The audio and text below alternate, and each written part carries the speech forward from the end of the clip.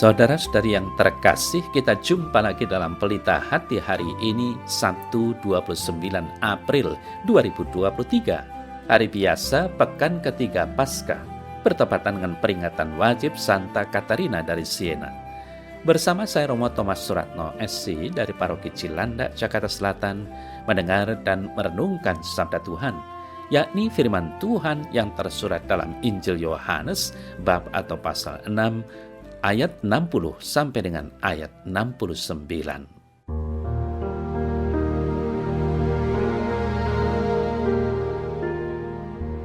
Setelah Yesus menyelesaikan ajarannya tentang roti hidup, banyak dari murid-murid Yesus yang berkata, "Perkataan ini keras, siapakah yang sanggup mendengarkannya?" Yesus yang di dalam hatinya tahu bahwa murid-muridnya bersungut-sungut tentang hal itu, berkata kepada mereka, "Adakah perkataan itu menggoncangkan imanmu? Dan bagaimanakah jikalau kamu melihat Anak Manusia naik ke tempat di mana ia sebelumnya berada? Rohlah yang memberi hidup, daging sama sekali tidak berguna. Perkataan-perkataan yang kukatakan kepadamu adalah roh dan hidup. Tetapi di antaramu ada yang tidak percaya." Sebab Yesus tahu dari semula siapa yang tidak percaya dan siapa yang akan menyerahkan dia. Lalu ia berkata, "Sebab itu telah kukatakan kepadamu, tidak ada seorang pun dapat datang kepadaku kalau Bapa tidak mengaruniakannya kepadanya." Mulai dari waktu itu banyak murid-muridnya mengundurkan diri dan tidak lagi mengikut dia. Maka kata Yesus kepada ke-12 muridnya, "Apakah kamu tidak mau pergi juga?" Jawab Simon Petrus kepadanya, "Tuhan, kepada siapakah kami akan pergi?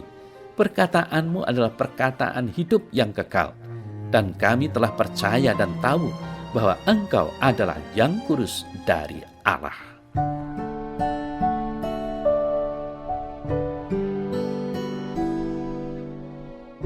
Saudara-saudari yang terkasih, seperti yang tadi kita dengar, penginjil Yohanes menulis, mulai dari waktu ini banyak murid-muridnya mengundurkan diri dan tidak lagi mengikut dia.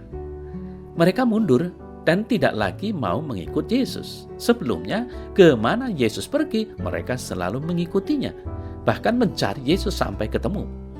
Namun, agaknya sulit bagi mereka memahami kata-kata Yesus, dan alasan terbesar ialah karena mereka merasa ditelanjangi saat Yesus berkata perutlah alasan mereka mencari dirinya. Mundur adalah jalan yang para murid ambil. Namun di tengah banyak murid yang mundur dan tidak mau mengikutinya lagi, Yesus tidak berusaha menahan para murid yang masih setia. Dia juga tidak membujuk mereka tetap tinggal. Sebaliknya, Yesus menantang mereka. Yesus menghadapkan mereka pada pilihan, ikut dia atau tidak. Apakah kamu tidak mau pergi juga? Dalam pertanyaan ini, Yesus menegaskan bahwa tidak ada paksaan apapun berkaitan dengan dirinya dan menganggap lumrah seandainya para murid tidak lagi mengikutinya. Saudara-saudari yang terkasih, apakah kamu tidak mau pergi juga? Ada kata mau dalam pertanyaan guru dari Nazaret ini. Mengikut Yesus memang lebih berdasarkan kemauan ketimbang kemampuan intelektual seseorang. Kemauanlah yang memampukan orang menjadi setia. Kemauanlah yang membuat para rasul untuk berdiri di samping Yesus dan menjanjikan kesetiaan mereka. Atas pertanyaan Yesus, Petrus menjawab dengan pertanyaan pula, "Tuhan, kepada siapakah kami akan pergi?" Di sini Petrus malah menantang Yesus untuk menjawab pertanyaannya. Siapakah yang lebih layak diikuti ketimbang Engkau, Sang Guru dari Nazaret? Saudara-saudara yang terkasih, pertanyaan Petrus bukan tanpa alasan. Petrus menegaskan, "Perkataanmu adalah perkataan hidup yang kekal, dan kami telah percaya dan tahu bahwa Engkau adalah Yang Kudus dari Allah." Dan karena itu Petrus memilih untuk tetap setia, tetap untuk menjadi murid Yesus. Petrus bersama murid lainnya tidak mau meninggalkan Yesus karena mereka telah percaya dan mencintai Dia. Bagi mereka, Yesus lebih dari segalanya. Mereka tidak mau meninggalkan Dia. Walau dicobai, mereka akan tetap setia padanya. Yesus adalah hidup mereka. Perkataannya adalah perkataan hidup kekal. Lalu bagaimana dengan kita, saudara-saudari yang terkasih? Bisakah kita seperti pilihan para murid untuk tetap setia?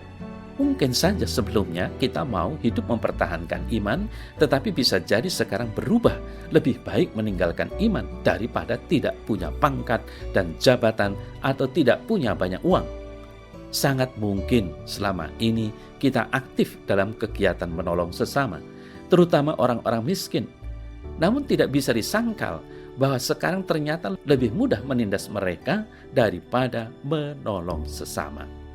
Saudara-saudari yang terkasih, dengan sikap itu kita pelan-pelan mulai menjauh dari Yesus, tidak mau lagi mendekatkan diri di mana sabda Tuhan diwartakan. Kita hanya melihat Yesus dalam takaran apa yang bisa dilihat mata, bukan dengan hati lagi. Kalaupun kadang-kadang masih didengar kata-katanya, tetapi hanya didengar dengan telinga, tidak meresap sampai di hati. Maka dari itu marilah kita berusaha semakin mencintai Yesus dengan hati, agar kita tidak mudah pindah ke lain hati selain hati Yesus, dan tidak mudah untuk menggadaikan dengan apapun juga yang ada di muka bumi ini. Kita memilih Yesus di sini untuk setia.